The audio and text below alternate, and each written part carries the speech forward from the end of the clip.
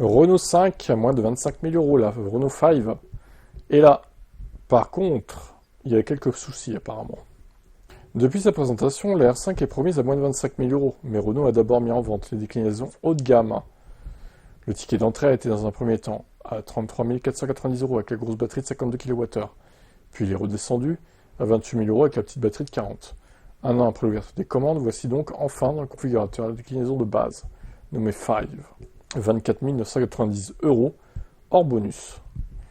Pour ce prix, la 5 reçoit un bloc de 95 chevaux au lieu de 120 chevaux sur le reste des finitions avec la batterie 40 kWh, car le bon point est que celle-ci est toujours présente, ce qui donne une autonomie de 310 km, largement suffisant.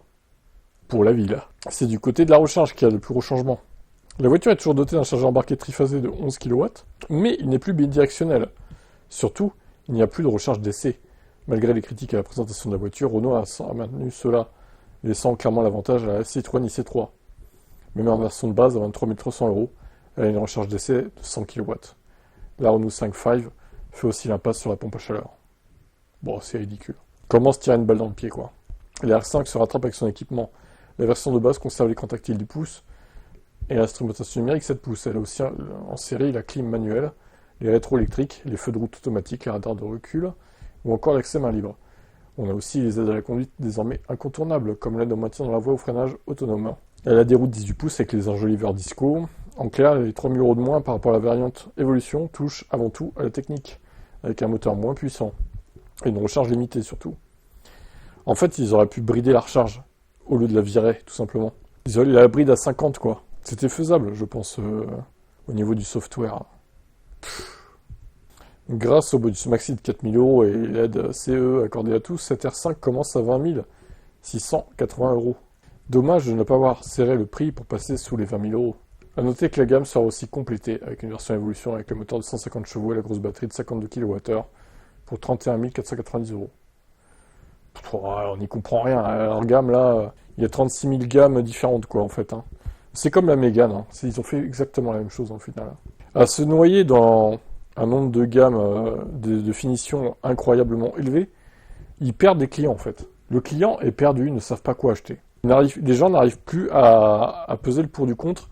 Est-ce que vraiment, si je paye moins cher ma voiture, est-ce que je m'y retrouve par rapport à l'équipement en moins, etc. Est-ce que si je rajoute 3000, est-ce que ça justifie l'équipement en plus là, c'est pas clair, hein, vraiment. Et puis, enlever la charge rapide, ça, c'est une grosse erreur.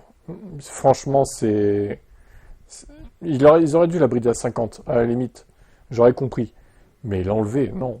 Quelle erreur, quelle erreur. Moi, je pense qu'ils reviendront en arrière au bout d'un moment. Je crois d'ailleurs que la Mégane, ils étaient revenus en arrière, il me semble. Ils n'avaient pas mis à 80 kW, je crois. Je sais plus exactement, dites-moi en commentaire, mais c'est un truc comme ça, il me semble. Hein.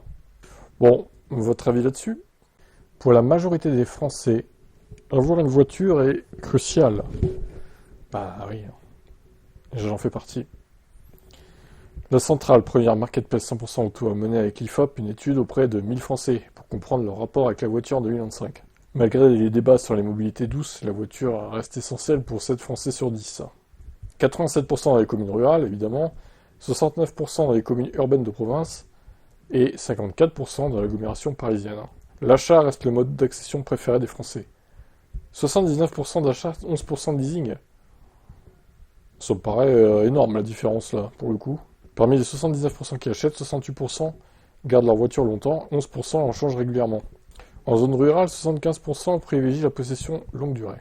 Ce besoin est encore plus marqué dans les zones rurales, 87% où les alternatives sont rares, alors qu'en région parisienne, seuls 54% jugent la voiture indispensable. L'âge joue aussi un rôle, les jeunes adultes sont moins attachés à l'auto, contrairement aux plus de 35 ans, pour qui elle reste un pilier.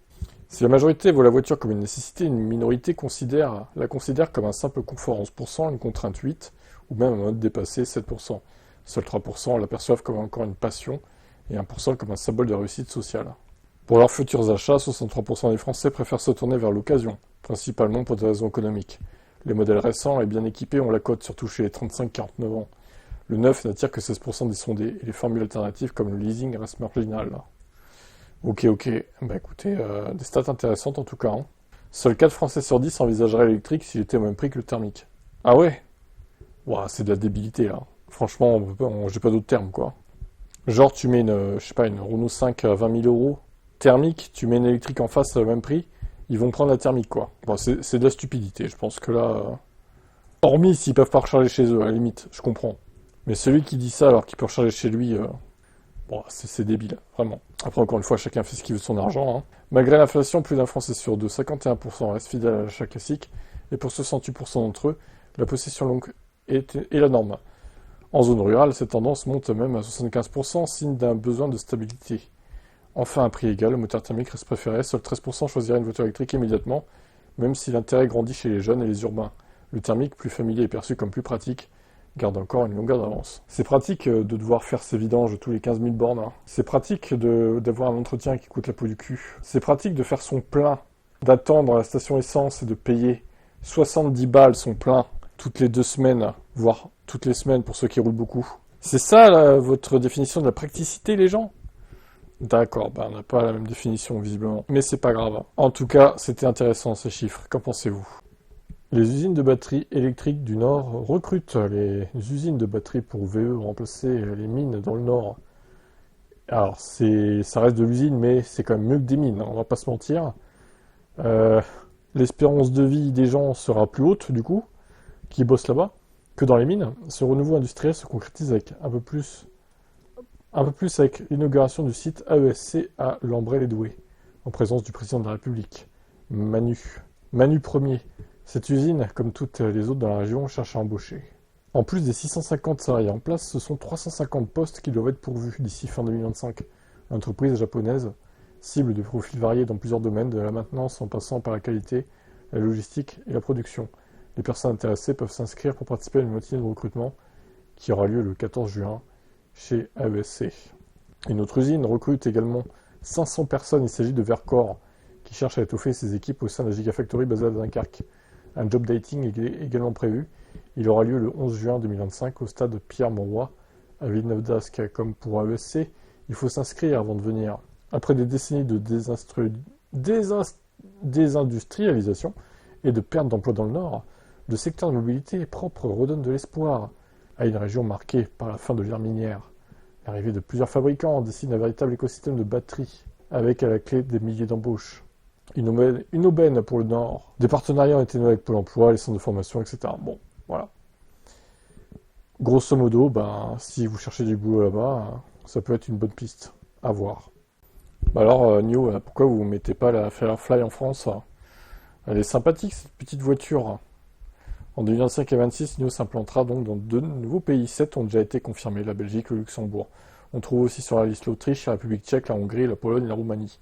Il viendra s'ajouter à l'Allemagne et aux Pays-Bas, au Danemark et Suède. On note d'emblée que la France ne figure pas dans la liste. Non pas que le pays ne soit pas une priorité, mais sa nouvelle stratégie repose à présent sur l'implantation d'un réseau de concessionnaires franchisés, et non plus sur de la vente en direct. Dans de grandes et rares New House, les discussions sont encore en cours en France. Et la France complétera l'offre dans quelques mois.